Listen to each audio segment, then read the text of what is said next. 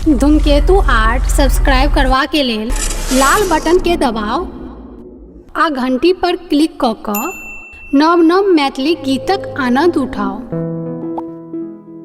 सिया राम सन्मुख ठार छथि, सिया राम सन्मुख ठार छथि, गौरी शंकर हरथि कलेश, परम प्रिय पावन मिथिला देश, हमर मन भावन मिथिला देश।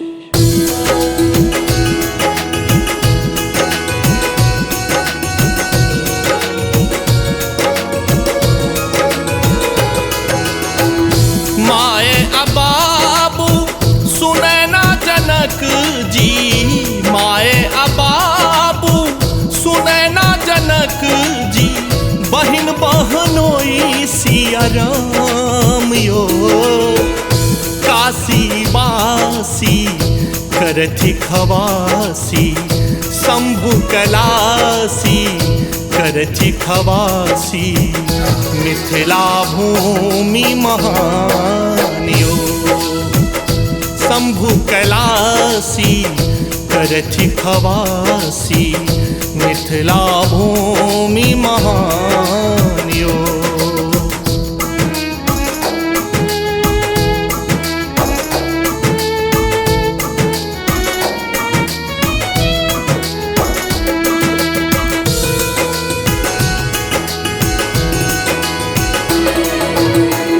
जनक के नगरी सिया बहिनक गाँव, विद्यापति करे पावन धाम।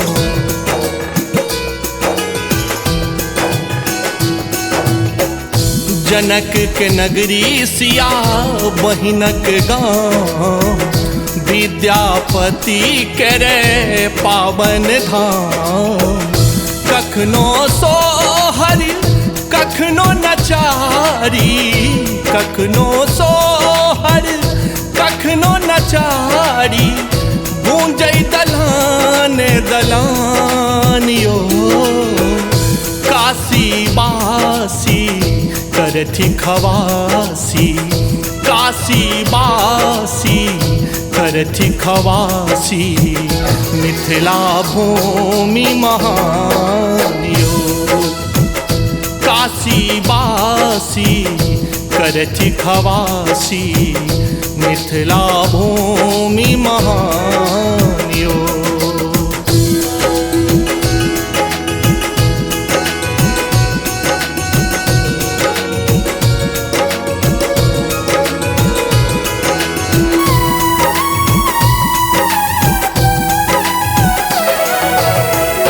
कोसी कमला अमृत जल धारा, उच्चैठ भवानी गरीबक सहारा।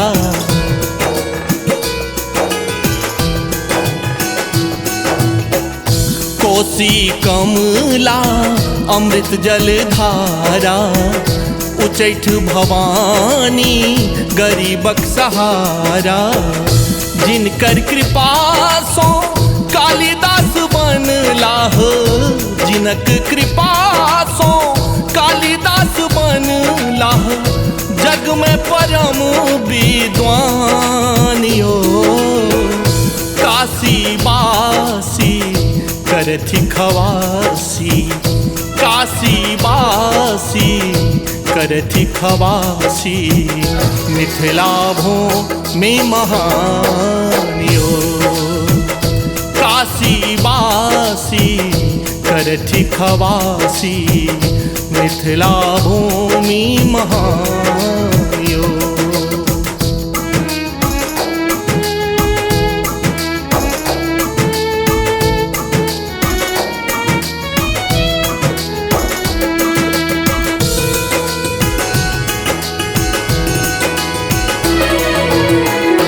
भोर हरबा में प्राति के तान, काबी सुनाबे मनी लिखल गान।